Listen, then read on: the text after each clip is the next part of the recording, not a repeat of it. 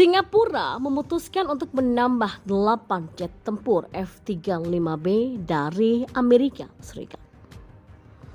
Ya, Menteri Pertahanan Singapura Ng Eng Hen dalam pidatonya kepada Supply Committee mengatakan, Kementerian Pertahanan dan Angkatan Bersenjata Singapura sepakat akan menggunakan opsi mereka untuk membeli 8 pesawat tempur F-35B tambahan dari Amerika Serikat.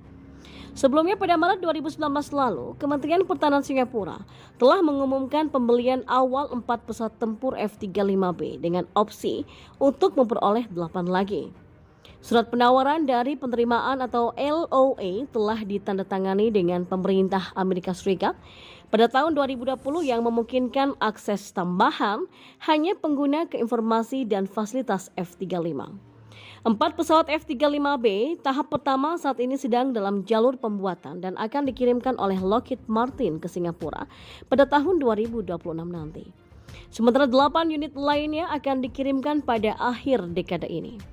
Menurut tim dan Kementerian Proyek F-35 Angkatan Udara Republik Singapura atau RSAF, ada 3 area fokus utama dalam penilaian mengenai F-35B. Yang pertama, diskusi teknis dan teknik mendalam dengan pabrikan dan pengguna F-35 lainnya dilakukan untuk lebih memahami dan menentukan integrasi F-35B ke dalam sistem tempur RSAF. Yang kedua, RSAF terlibat dalam pelatihan dan pertukaran profesional dengan pengguna F-35 lainnya untuk mempelajari lebih lanjut dan juga memanfaatkan kemampuan F-35B dengan lebih baik. Yang ketiga, tim proyek juga berpartisipasi dalam konferensi multilateral khusus untuk penggunaan F-35, di mana informasi penting diperoleh dari pabrikan dan pengguna F-35 lainnya. Pilot RSAF juga mengevaluasi sistem di pesawat dan telah menerbangkan pesawat tersebut di simulator F-35 dengan pilot F-35 Amerika Serikat yang beroperasi. Akuisisi tambahan 8 unit F-35B akan mendukung perampingan F-16 RSAF yang sudah menua. Seperti disebutkan, F-16 RSAF akan dipensiunkan pada pertengahan 2030-an. Artinya pada kondisi yang sudah mapan, RSAF akan mengoperasikan jet tempur F-35 dan F-15 yang paling canggih di kawasan, kata Eng. Maka dengan kemampuan silumannya, F-35B mampu berada cukup dekat untuk menghindari deteksi sekaligus dapat melihat dan juga merespon musuh terlebih dahulu. Informasi yang dikumpulkan oleh F-35B juga dapat dikirimkan dan digunakan untuk membuat keputusan terbaik, ujarnya. Dan kita beralih ke informasi selanjutnya. Malaysia resmi order 18 unit FA-50 Fighting Eagle, separuh pembayaran via barter minyak kelapa sawit.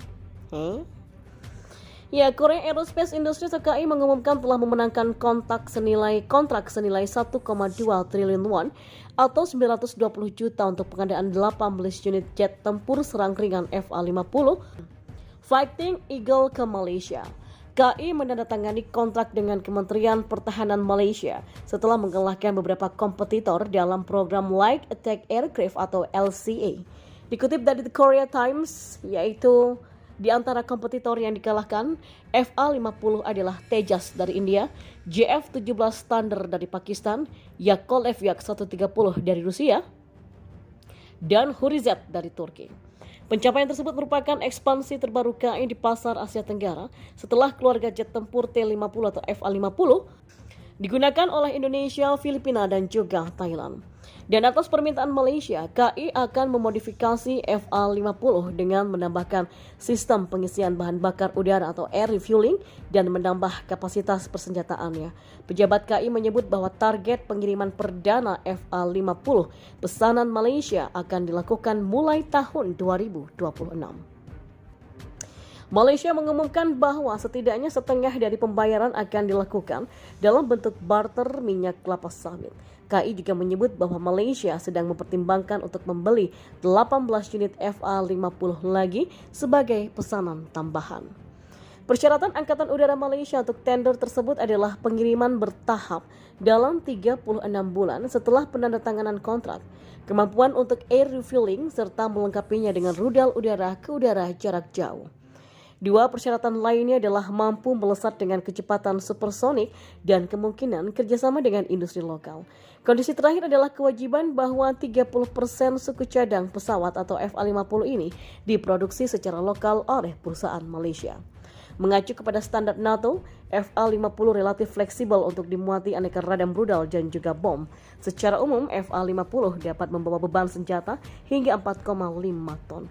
Racikan senjatanya tak beda jauh dengan F-16 Fighting Falcon, seperti rudal AIM-9 Sidewinder, AGM-65 Maverick, GBU-38 atau B Joint Direct Attack Munition atau GDAM, CBU-105 Sensor Fuse Weapon, MK-82 Low Drag General Purpose atau LDGP Bomb, Cluster Bomb Unit atau CBU, dan peluncur roket Folding Fin Aerial Rocket atau FFAR LAU-3, dan tidak lupa FA-50 juga mengusung Cannon internal model Gatling M197 20 mm.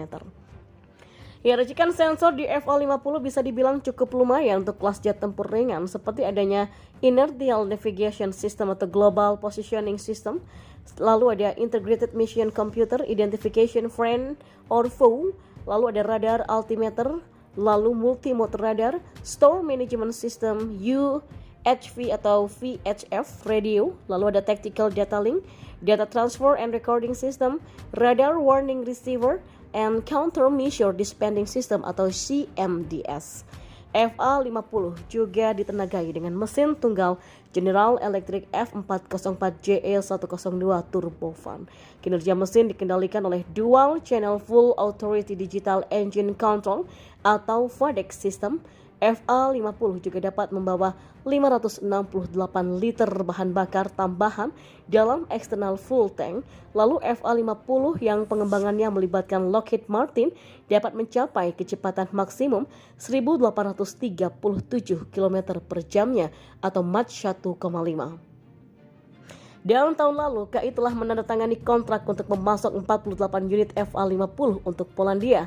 Dan pada tahun 2022, penjualan KAI melonjak menjadi 2,78 triliun won dari 2,56 triliun won dalam tahun sebelumnya.